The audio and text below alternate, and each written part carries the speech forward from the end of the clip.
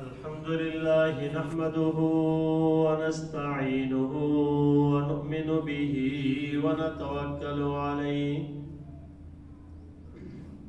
ونعوذ بالله من شرور أنفسنا ومن سيئات أعمالنا من يهده الله فلا مضل له ومن يضلل فلا هادي له ونشهد أن لا إله إلا الله وحده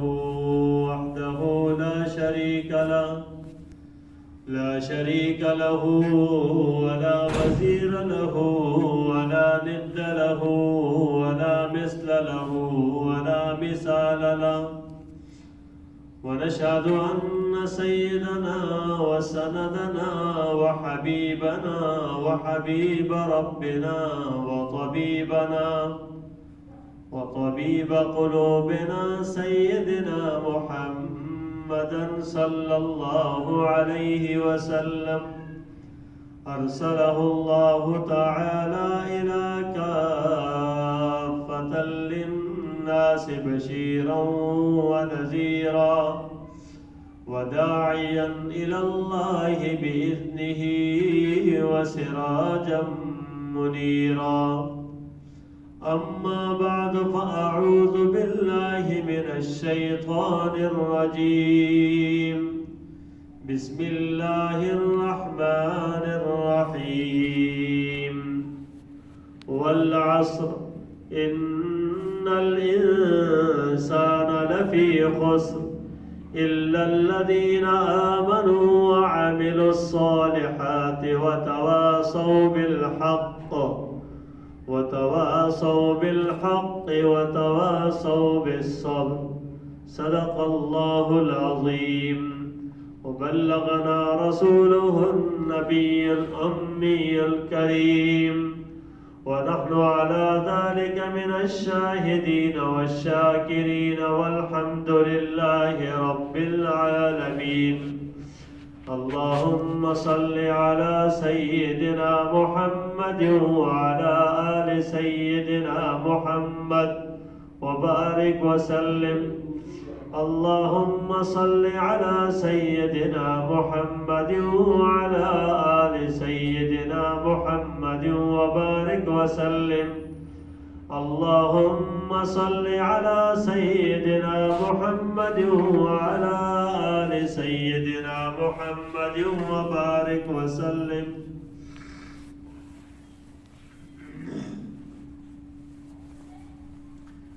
اللہ تبارک و تعالیٰ نے کچھ سیکھنے سکھانے کے لیے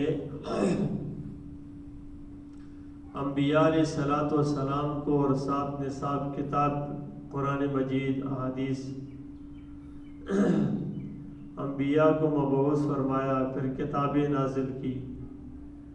تو یہ سیکھنا سکھانا انسان کے لیے بہت ضروری عمل ہے.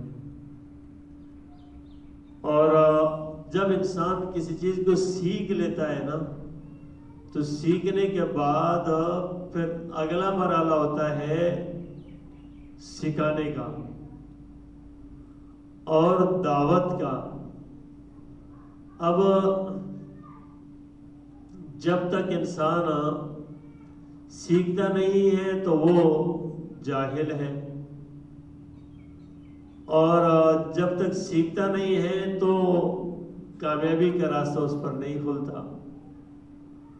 تو کامیابی کے راستے کے لیے سیکھنا ضروری ہے. اور یہ پوری امت کے ہر اس فرد کے لیے ہے کہ جس نے کلمہ پڑھا ہے، جو مسلمان ہے، جو مخاطب ہے ڈائریکٹ اس کے، ان کے لیے ضروری ہے کہ وہ سیکھیں. اور پھر سیکھنے دو طرح سے ہوتا ہے. ایک تو اتنا سیکھے کہ دوسروں کو سکھانے کی صلاحیت آ جائے، اور جس کو جو فرض کفایہ کا درجہ ہے.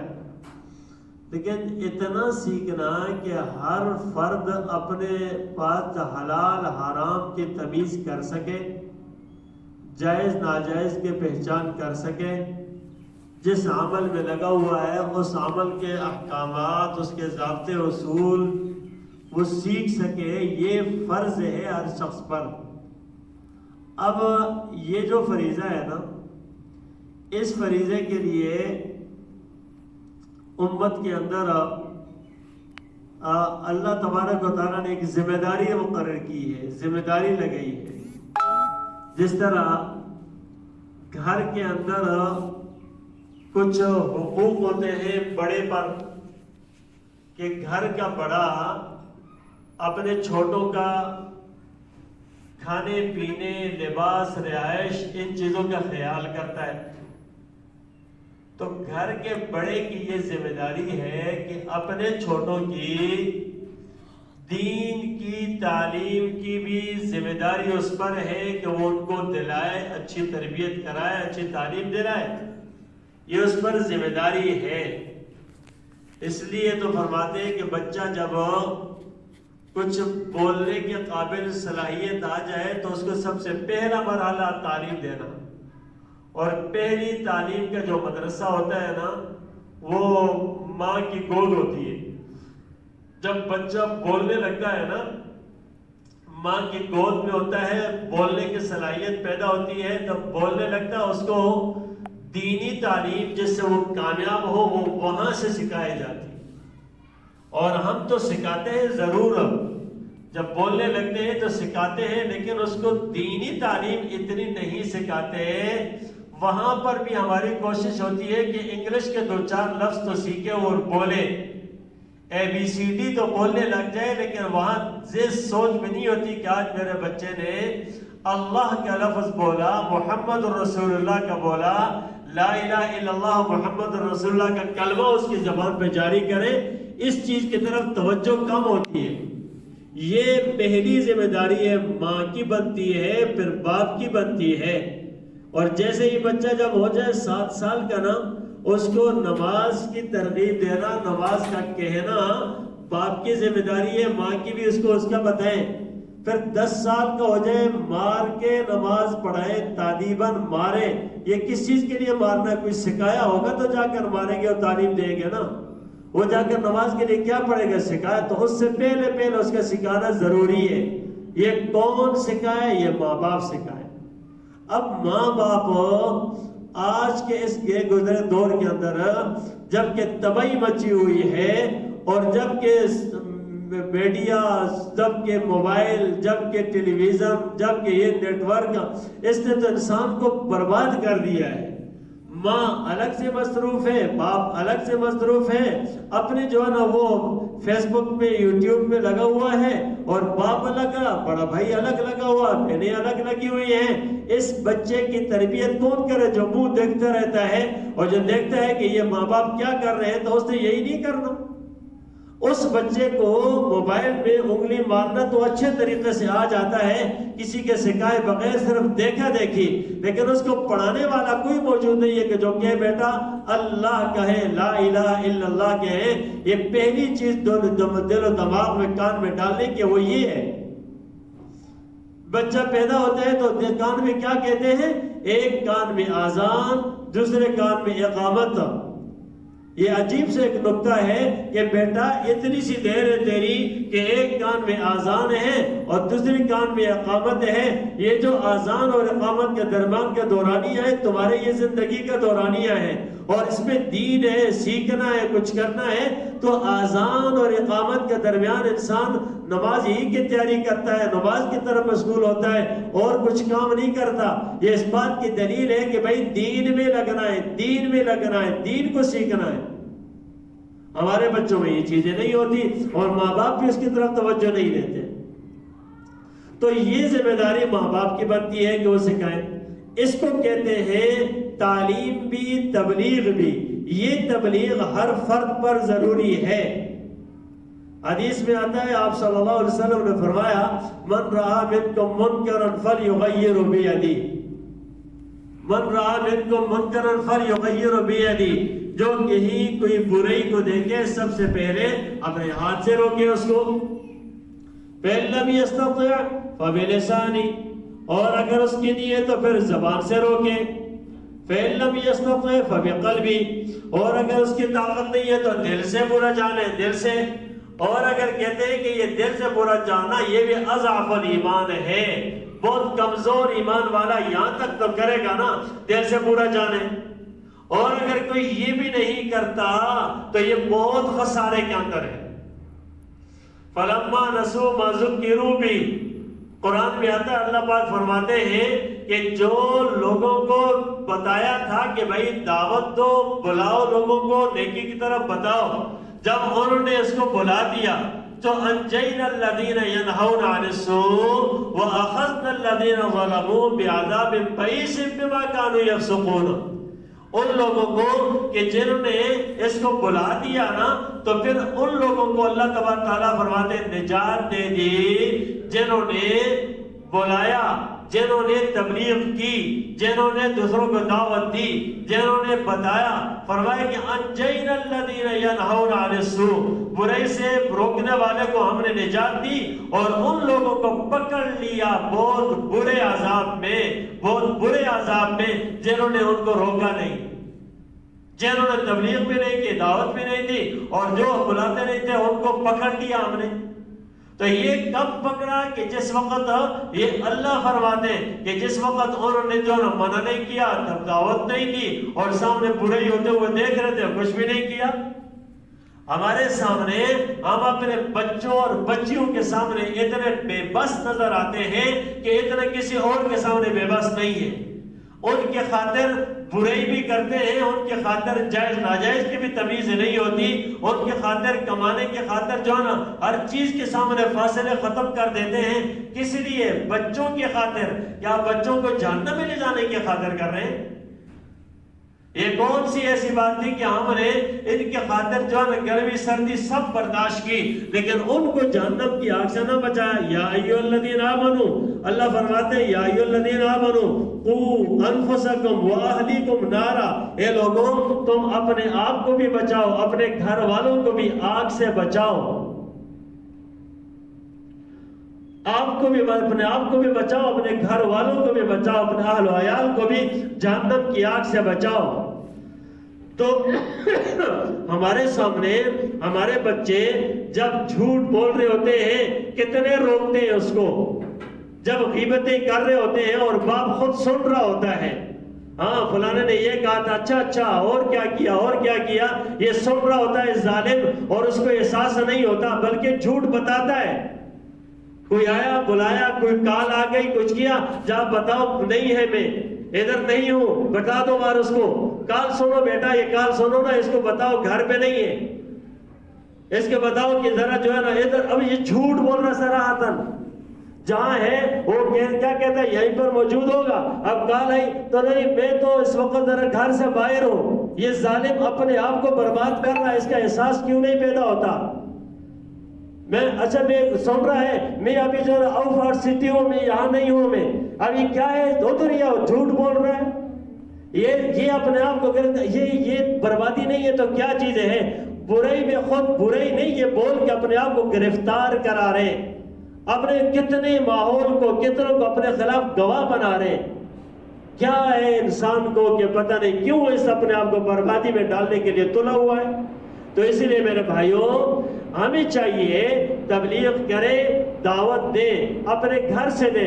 یا ایھا المدثر قم فانذر وربک فکبر وثیابک فطہر. یہ سب سے پہلا حکم رسول اللہ صلی اللہ علیہ وسلم کو بھی ملا تھا، تو وہاں پر بھی یہ تھا کہ وانذر عشیرتک الاقربین، اپنے قریب والوں کو ڈراؤ، اپنے قریب والوں کو ڈراؤ. ہم کس چیز سے ڈراتے ہیں؟ بیٹا باہر نہیں نکلو اس لیے کہ تمہاری جان کو خطرہ ہے.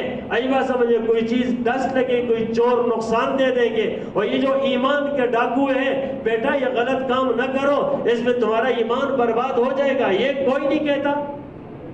اب یہ ماں باپ کتنے ظالم ہیں جو اپنے بچوں کو اس برائی کے اوپر نہیں روکتے، اور بلکہ برائی ہو رہی ہوتی ہے اور اس پر راضی بھی ہیں. یہ ان کے خیرخواہ نہیں ہیں.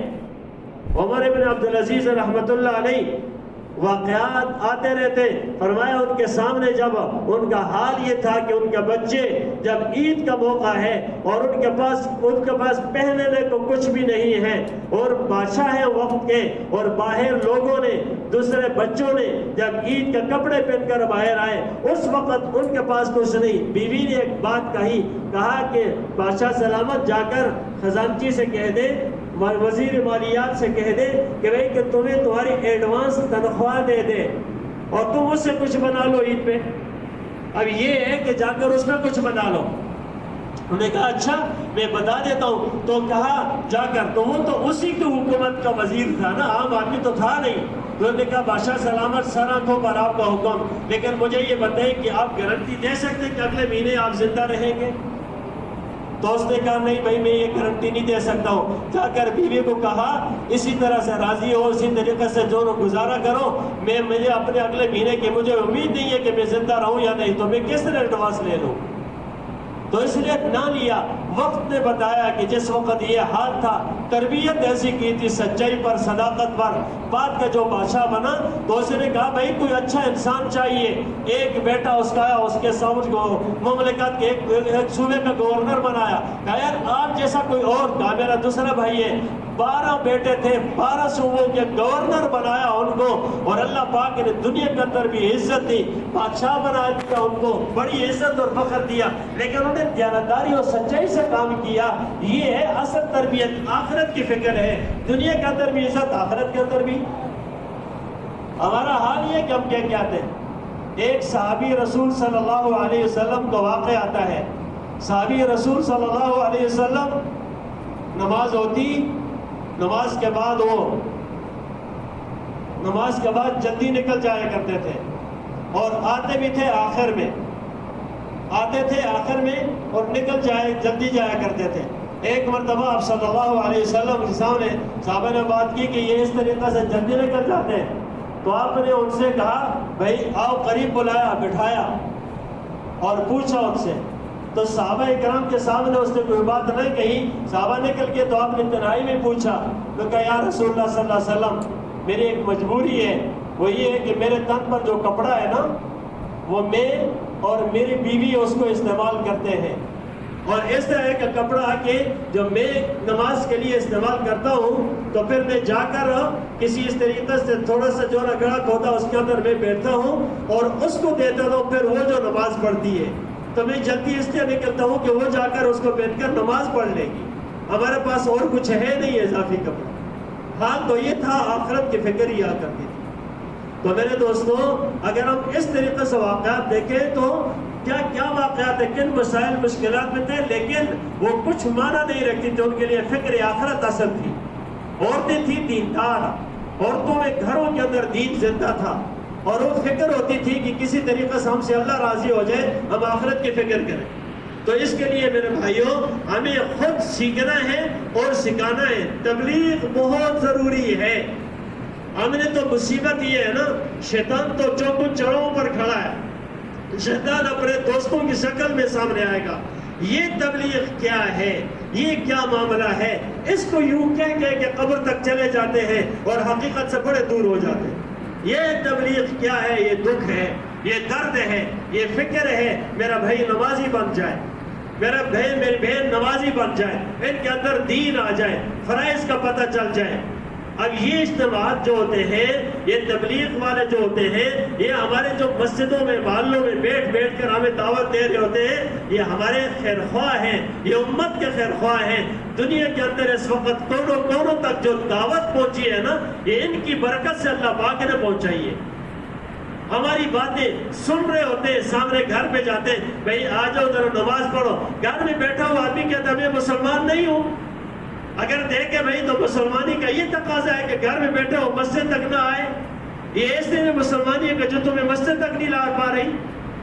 تو اس لیے میرے دوستوں یہ اجتماعات ابھی اگلے جو ہے نا جمعے کے بعد اجتماع شروع ہو رہا ہے یہیں پر ابو القاسم مسجد ہے جو پرانا ٹول پلازا تھا وہاں ہی قریب میں، تو ساتھی جائے وہاں وقت گزارے تھوڑا سا، ہم سیکھیں یار، سیکھیں کچھ نہ کچھ ہو، کچھ نہ کچھ ایک دعا تو سیکھیں، کچھ اس کو دیں، اس کو بتائیں، گھر میں کچھ ایک مسئلہ سیکھیں، اس کو بتائیں، سیکھنے کا اپنے اندر جذبہ پیدا کریں۔ ہماری مساجد کے اندر سکھایا جاتا ہے جذبہ پیدا کریں، یار سیکھنے والے بن جائے نا، تو اس لیے جب کریں گے تو کوئی راستہ کھولے گا، نہیں ہے تو بس ویسی اعتراض بنتے قبر میں جائیں گے، اس کے وقت معاملہ کچھ اور ہی ہوگا۔